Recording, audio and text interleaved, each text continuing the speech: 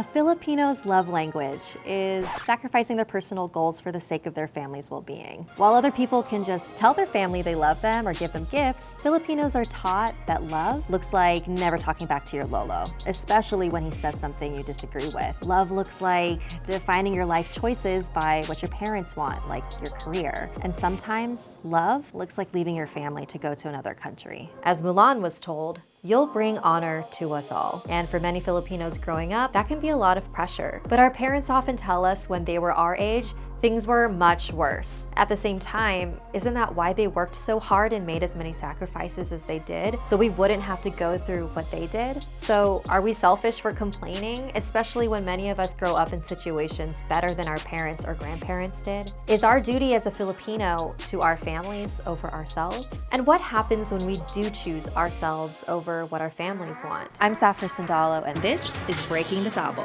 where we talk real shit.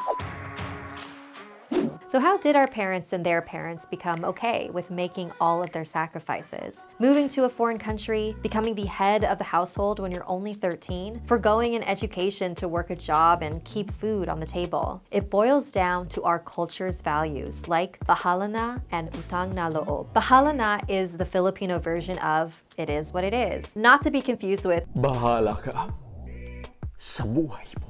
Filipinos say it to encourage themselves to deal with tough situations or life-changing moments that may come into their lives. Utang Na Loob is literally translated into a debt of one's inner self. But what it really means is reciprocity. Like, I do this for you and you do this for me. But for Filipinos, it goes even deeper. When you recognize that someone has done something for you, you are also expected to see all of the things that happened because of that one action. Like, if you worked so I can go to school, which allowed me to pursue higher education, which then allowed me to graduate with a degree and resulted in me having the ability to choose my career, I am indebted to you for paying for my education, which creates the pressure that I must follow what you decide is best for me. While Utang Na Loob is practiced by several different kinds of relationships, we see this most in familial relationships. For us, we're pressured to go into a career that's more financially stable and potentially sacrifice our dream job so we can securely take care of our children and repay our parents for all the sacrifices they made. We might not have even had our dream career be an option if it wasn't for their sacrifices. But for our parents and grandparents, many of them already had to give up everything, including their families, as immigrants or OFWs. In the Philippines, overseas Filipino workers, or OFWs, are considered national heroes, or bagong bayani.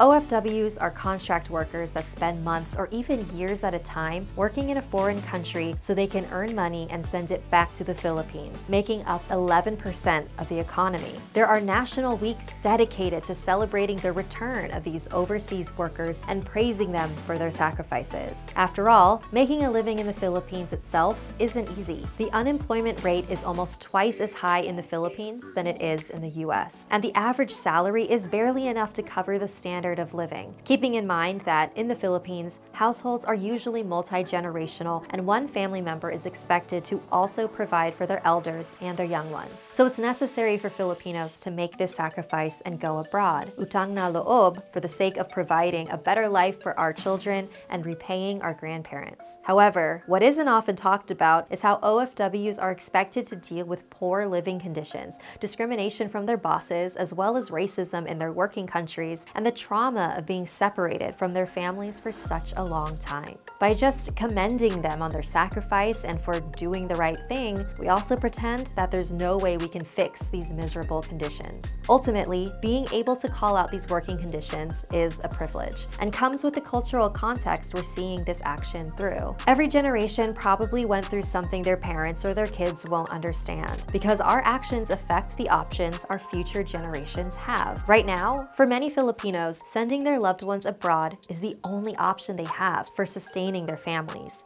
And for the Philippines, this supports the economy. We still feel the pressure to be our ancestors' wildest dreams, and sometimes we'll argue with our immediate families on what that dream can be. But every generation has its defining moment that pays it forward for the next generation. So, what will ours be?